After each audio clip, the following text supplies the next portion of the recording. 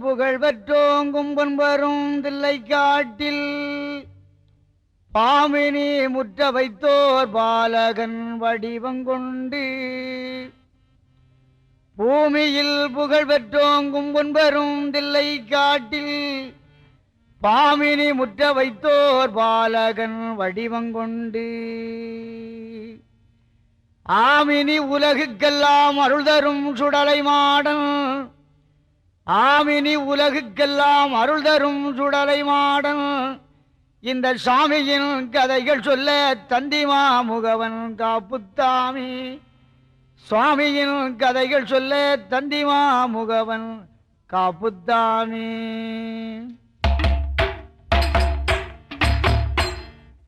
உண்ணாமுலை உமையாளோடும் உடனாகிய ஒருவன் உண்ணாமுலை உமையாளோடும் உடனாகிய ஒருவன் பெண்ணாகிய பெருமான் மலை திருமாமணிதிகளே உண்ணாமுலை உமையாளோடும் உடனாகிய ஒருவன்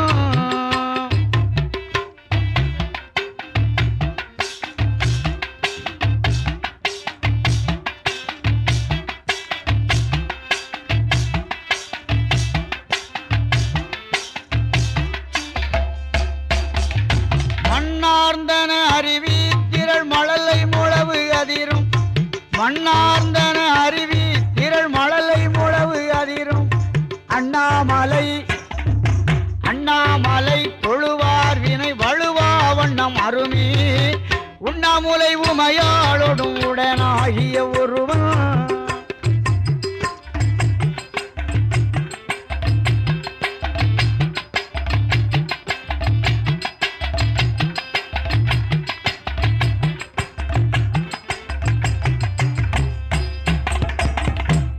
பெரியோர்களே, தாய்மார்களே, சகோதர சகோதரிகளே, இந்த கேசட்டு மூலமாக நாங்கள் இன்று ஆறுமுகமங்கலத்தில் வீற்றிருக்கக்கூடிய சுடலசாமியுடைய கதையை சொல்வதற்கு அடியார்கள் முன்வந்துள்ளோம்.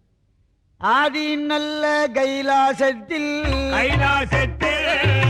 யாரெல்லாம் கொலுவிருந்தார் ஆதி சீவன் கொலுவிருக்க ஆதிசக்தி அருகிருந்தார் மன்னரந்த தேவரெல்லாம் மன்னரந்த தேவரெல்லாம் மகிழ்ச்சியுடன் கொலுவிருக்கு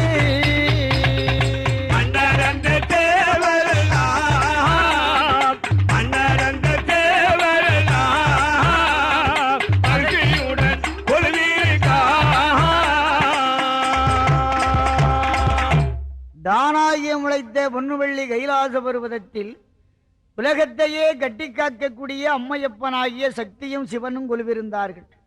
சோபெருமான் கொலுவிருக்க உமா பரமேஸ்வரி இடபாகம் இருக்க 33 கோடி தேவர்கள் 48,000 ரிஷிமார்கள் கம்போவர் கிடநாதர்கள் சாரணர்கள் சித்தர்கள் முத்தர்கள் எல்லாம் கூடி குழுவி இருந்தார்கள். அப்படி கொலுவிருக்கக்கூடிய காலத்தில் தான் இடவாகம் இருக்கக்கூடிய அம்மை உமைவளை பார்த்து சாமி சொன்னார், வாடி பெண்ணே பார்வதியே பார்வதியே வாடி பெண்ணே பார்வதியே பார்தை ஒன்றே சொல்லை கேளு சொல்லை கேளு வாடி பெண்ணே பார்வதியே பார்வதியே அம்மா பார்வதியே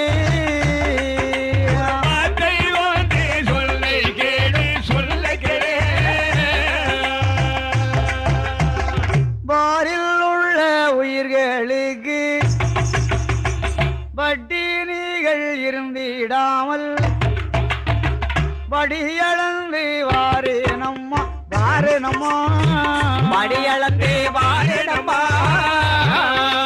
பரம ஜீவன் சொல்லி அங்கி படியளந்து வாரே நம்மா வாரே நம்மா வாரே நம்மா பரம ஜீவன் சொன்ன போது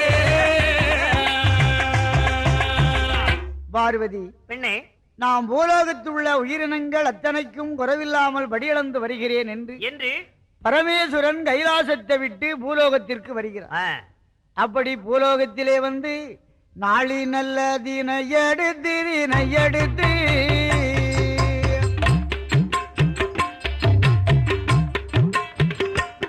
இந்த நாடு எல்லாம் படியளந்தார் அப்படி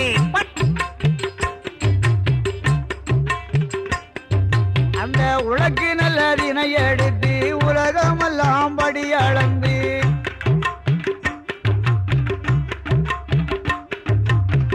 ஆளாக்கி தினை எடுத்து அகிலமெல்லாம் படியளந்து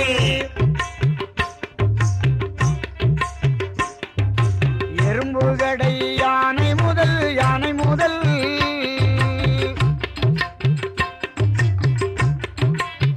எறும்பு கடை யானை முதல் அந்த ஈஸ்வரனும் படியளந்தார்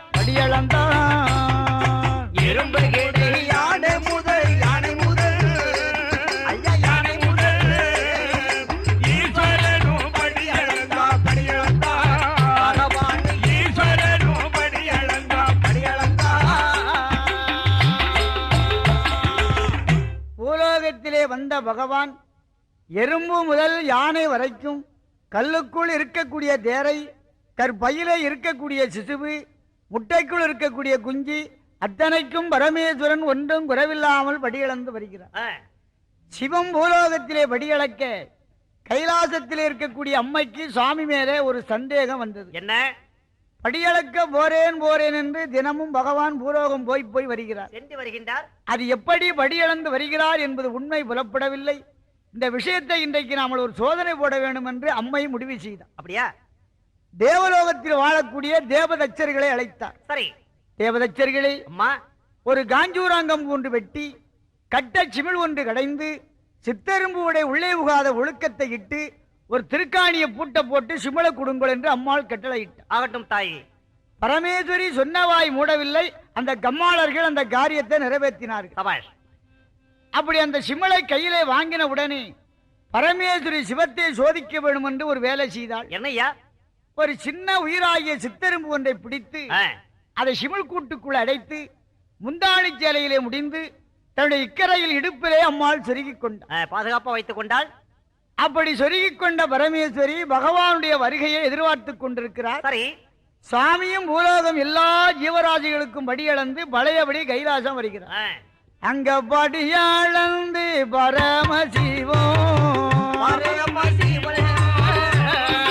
பழையபடி கைலை வாரா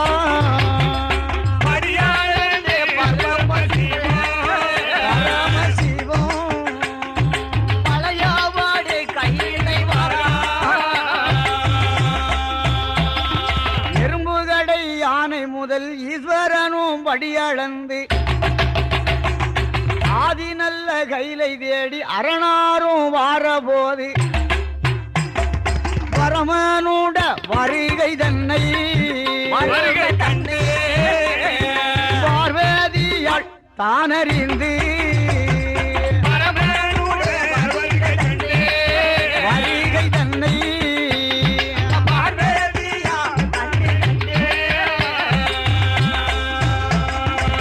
பழையபடி கைலாசத்திற்கு சுவாமி வந்தவுடனே சரி அந்த அம்மாள் தினமும் பகவானுக்கு பாத பணிவிடை செய்வது வழக்கம். ஆகையினாலே கண்டியில தீர்த்தத்தோடு வந்து பகவானுடைய பாதத்தை கழுவி வட்டால் அடிபட்டி பாத பணிவிடைகளை செய்தார். பரமேஸ்வரா, தாங்கள் மீது அடியாளுக்கு இன்றைக்கு ஒரு சின்ன சந்தேகம் ஒண்ணு இருக்குது. என்மீதா? ஆமா. என்னம்மா? படியளக்க போறேன் என்று தினமும் போயிட்டு வர்றீங்க. ஆமா. அது எப்படி படியிழந்து வருகிறீர் என்பது உண்மை அடியாளுக்கு புலப்படவில்லை. அந்த விஷயத்தை கொஞ்சம் சொல்லுங்க. இதுல என்னடி உனக்கு சந்தேகம்? எறும்பு கடை யானை முதல் கல்லுக்குள் இருக்கக்கூடிய தேரை கற்பையில இருக்கக்கூடிய சிசுவு முட்டைக்குள்ள இருக்கக்கூடிய குஞ்சு அத்தனைக்கும் ஒன்றும் குறைவில்லாமல் படியிழந்து வந்திருக்கிறேன். இதுல எள்ளளவும் தப்பு இல்லைன்னு சந்தேகத்துக்கு இடமே கிடையாது. அம்மாள் சொன்னால் இல்ல, நீங்க போனதுக்கு அப்புறம் என்னிடத்துல ஒரு உயிர் அகப்பட்டு கொண்டது. அப்படியா? தாங்களுக்கு அவயம் என்று அமுதில்லாமல் அது உயிர்மடிந்திருந்தாலும் இருக்கலாம். ஓஹோ என்று பரமேஸ்வரி அந்த முடிப்பை எடுத்து முடிப்பை அவிழ்த்து சிமிழ்கூட்டை திறந்து பார்க்கிறார். அப்ப உள்ளே இருக்கக்கூடிய அந்த உயிர் அமுதில்லாமல் உயிர்மடிந்திருந்ததா? இல்லை. என்ன செய்தது? சித்தரும்பு வாயதிலே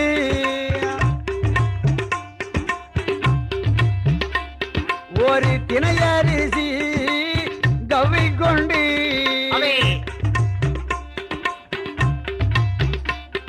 அது சுத்தி சுத்தி வருகுதங்கே சூழ ஒரு சித்தரும்போம் பார்த்தாளே பார்வதியா அந்த பார்வதியா அவள் பயங்குமானோ துடித்தல்லவோ பார்த்தாளே பார்வதியா பார்வதியா பயங்குமானோ துடித்தல்லவோ. அந்த எறும்பினுடைய வாயிலே ஒரு திணையரிசியை கவ்விக்கொண்டு சிமுள் கூட்ட அப்படியே சுத்திக்கிட்டே வந்த சுற்றி வருகின்றது. இதை கண்டவுடனே பரமேஸ்வரி உடல் நடுங்கி சிமிளை தூர வீசிவிட்டு, சுவாமி என்ன தாங்களுடைய பெருமையை அடியாளே அறிந்து கொள்ள முடியாமல் இப்படி ஒரு பயங்கரமான தவறை செய்து விட்டேன். அறியாமல் தெரியாமல் செய்த குற்றத்தை ஆண்டவனே தாங்கள் தான் பொறுக்க வேண்டும் என்று சாமியுடைய வாதத்திலே விழுந்து அம்மாள் மன்னிப்பு கேட்கிறார். சரி, அந்த இடத்திலே கோபத்தோடு அம்மாளுக்கு சாமி ஒரு சாபத்தை கொடுக்கிறார். அப்படியா?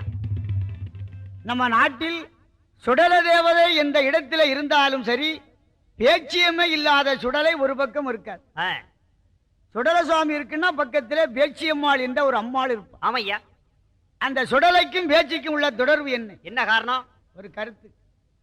நம்ம உலகத்தில் உள்ள எல்லா ஆண் தேவதைகளுக்கும் மூலம் சிவம், அதே போல எல்லா பெண் தேவதைகளுக்கும் மூலம் சக்தி. சிவத்தில இருந்தும் சக்தியில இருந்தும் அப்போதுக்கு அப்போது பல பல தெய்வங்கள் அவதாரம் செய்தது. சரி, ஒரே நாடக நடிகன் பல வேடங்கள் தாங்கி எப்படி மேடையிலே நடிக்க வருகின்றானோ அதுபோல அப்போதுக்கு அப்போது நம்ம தெய்வங்கள் பல வேடங்கள் தாங்கி அவதாரம் செய்தது. அனைத்துக்கும் வேடமாம் அம்பலக்கூத்தனை என்பார் அப்பர் சுவாமி. எல்லாத்திற்கும் ஒருவனே வருகிறார். அது இது வேற்றுமை கிடையாது. சுவாமி சொன்னார், கணவனை சோதித்து பார்த்ததினாலே நீ காட்டு பேச்சியாக போக கிடவது, மன்னனை சோதித்து பார்த்ததினாலே மயான பேச்சியாக போக கிடவது. பேய் என்று சொன்னாலே தமிழில் பேச்சு என்று சொன்னால் தமிழில் பேய் என்று அர்த்தம். அப்படியா? நீ பேயா பிறந்தாலும் போதாது, சுடுகாட்டு பேயா போக கிடவது.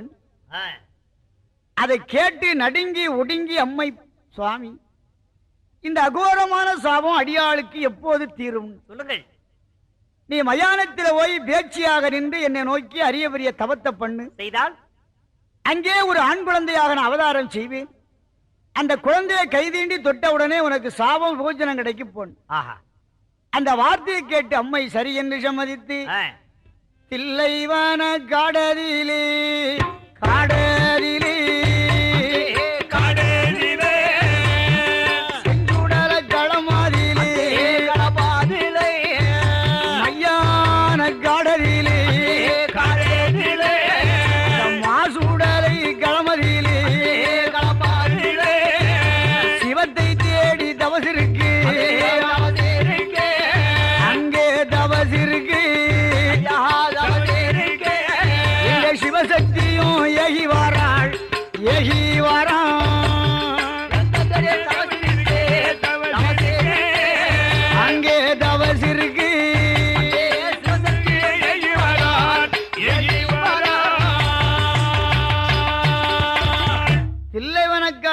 மயான பூமியிலே வந்து ஐம்புலங்களை அடக்கி சிவத்தை நோக்கி அம்மாள் பேச்சியாக அகோரமான ஒரு தவத்தை செய்தார். அப்படியா?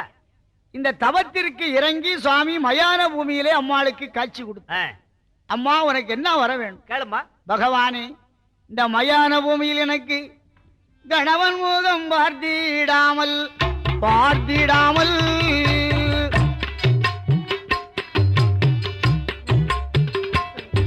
ஒரு கை குழந்தை ஒன்று வேணும் ஒன்று வேணும்.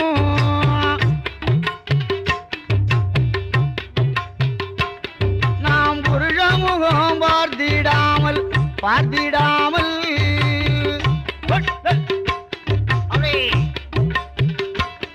ஒரு பிள்ளை வரும் வேணும் ஐயா வேணும் ஐயா.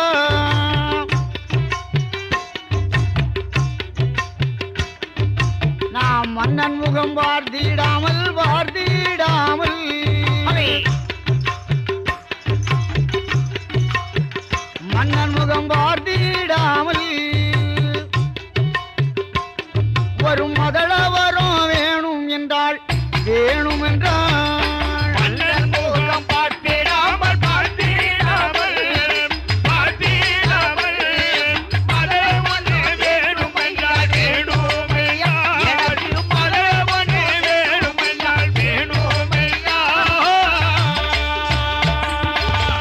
கணவன் முகத்தை அறியாமல் அடியாளுக்கு ஒரு கைக்குழந்தை வேணும் என்று சுவாமியிடத்திலே அம்பாள் கேட்டார். சரி பரமேஸ்வரன் இந்த தில்லைவனக்காடாகிய மயான பூமியில் எண்ணி எண்ணி எருவடிக்கு ஈரமண்ண மேல் புதைந்து பேருவாதி எரிவிலை வின வெந்து கொண்டிருக்கக்கூடிய வேளையில் அந்த மூட்டத்தின் அருகாமை வந்து கண்களை மூடி முந்தாணி சேலை ஏந்தி என்னை மனதிலே நினைத்து நின்றால் அங்கே ஒரு குழந்தை கிடைக்கும் போய் வா. ஒரு கருத்து, எந்த குழந்தைகளும் அம்மாவுடைய வயிற்றிலே கருவுற்று பிறந்ததாக வரலாறே கிடையாது. அப்படியா? எந்த குழந்தைகளையும் அந்த அம்மாள் கருவுற்று பெற்றெடுக்கவில்லை, கொங்கையில் பால் ஊட்டவும் இல்லை. அவன் ஞானம்மாள் கன்னி, என்றைக்கும் கன்னியாக இருக்கக்கூடியவள். பைரவரோ வீரபத்திரர் முருகன் விநாயகர் ஐயப்பன் எந்த குழந்தைகளும் அம்மாள் அவள் வயிற்றிலே கருவாகி பெற்றெடுக்கவில்லை.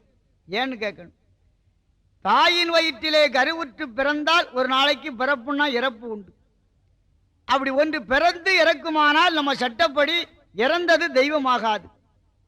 அருவமும் உருவமாகி அனாதியாய் வலவாய் ஒன்றாய் பிரமமாய் நின்ற ஜோதி பிளம்பு அது ஒரு மேனியாகி கருணைகூர் முகங்களாறு கரங்கள் பன்னீர் ரெண்டும் கொண்டு ஒரு திரு முருகன் வந்து உதித்தன உலக